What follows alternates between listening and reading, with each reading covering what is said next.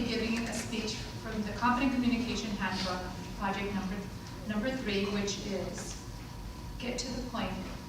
She is going to share information with us about the organ clock.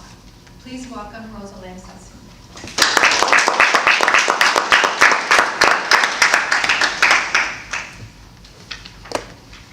Welcome, fellow Toastmasters and honoured guests.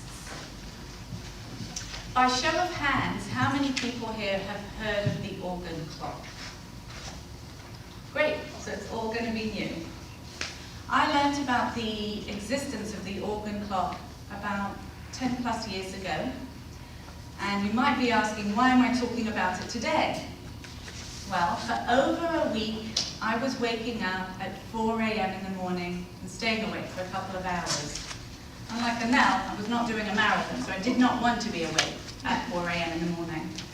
And if I don't get my 8 hours of sleep a night, I suffer from addlepate. And I actually just don't fire on all cylinders. So I did my normal Google research, came up with a big 0. Nothing was going to help me with this waking up. So I decided to look into the organ clock, which I'd heard about way back when. And the organ clock is a theory that our 12 most important organs in our body are most active during 2 hours of the day. So that's 24 hours it's circulating. And if we have any symptoms, they're more pronounced during that 2 hours that's associated with that organ. The organ clock theory, is based on the acupuncture concept, which is that the body's life energy passes through the organ's energy pathways in 2-hour increments throughout the day.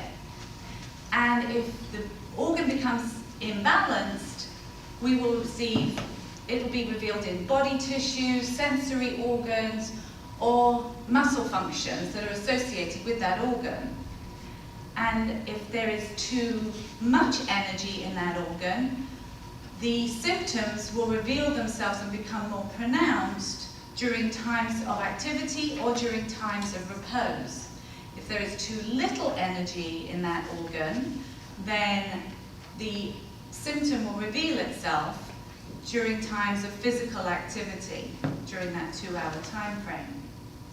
And this is very hard to grasp, so I brought some papers to hand out. If you could please pass those down.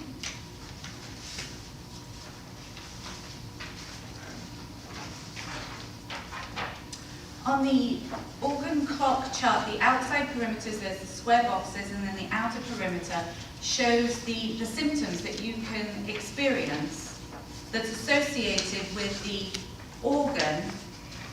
And in the center, actually, are codes for the acupressure points that you can press upon in order to relieve the problem or the symptom that you're having.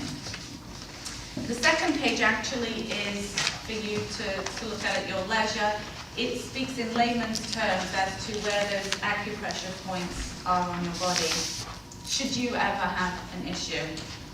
So I looked at the chart, and taking into consideration daylight savings time, my problem time was between 3 a.m. and 5 a.m. And what that showed was the lungs. That was really a wake-up call, because I realized with my life becoming so busy and so hectic that I hadn't been doing my hiking, I hadn't even been going outside during my lunch hour and just being outside and breathing air. So I changed.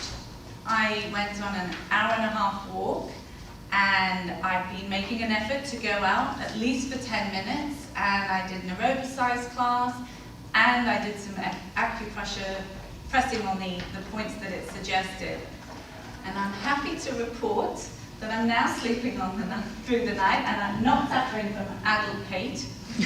And I wanted to share all this information with my fellow Toastmasters, and I hope that it's of value, and I wish you all good health.